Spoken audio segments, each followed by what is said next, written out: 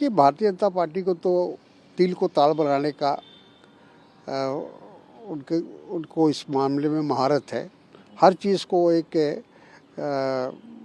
जिसको कहते हैं कि बनाकर वो पेश करते हैं लोगों के सामने। हकीकत क्या है वो सब लोग जानते हैं। देखिए, राहुल जी यहाँ लगातार जब तक मनमोहन सिंह जी की पूरी जो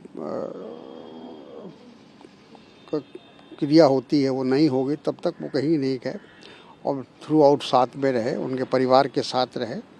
और ये बात भारतीय जनता पार्टी इसलिए कह रही कि वो भटकाना चाहते हैं, क्योंकि उन्होंने जिस तरह से डॉक्टर मनमोहन सिंह का अपमान किया, उनको 2 गज ज़मीन नहीं दी उनके स्मारक बनाने के लिए, तो उस पर लोगों का ध्यान हटाने के लिए वो इस तरह की बातें, फजूल की बातें कर रहे हैं। देखिए, राहुल गांधी तो रायबरेली से भी जीत कर आए हैं, वो क्या वहाँ भी पाकिस्तान बन रहा है क्या? ये सब की बातें फजूल जैसी बातें हैं। और जो भी केरला के अंदर किसी भी धर्म के मानने वाले हों, वो हमारे हिंदुस्तानी भाई हैं और जितना हमारा अधिकार है या किसी का अधिकार है उतना ही उनका भी अधिकार है। तो इस तरह की फजूल बातें करके लोगों को गुमराह करने की कोशिश भारतीय जनता पार्टी करती रही है और कर रही है लगातार। हाँ, कंट्रडिक्टरी है और उससे जाहिर होता है कि जो ऐलान दिल्ली सरकार कर रही है या मुख्यमंत्री कर रहे हैं और उसमें उसकी हकीकत क्या है उसको वो दर्शाता है।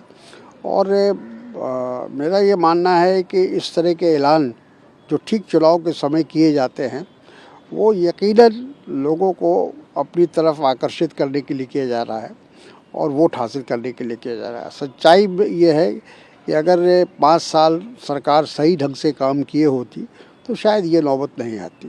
नहीं, दुखद है जो कुछ बिहार में हो रहा है, अफसोसनाक है।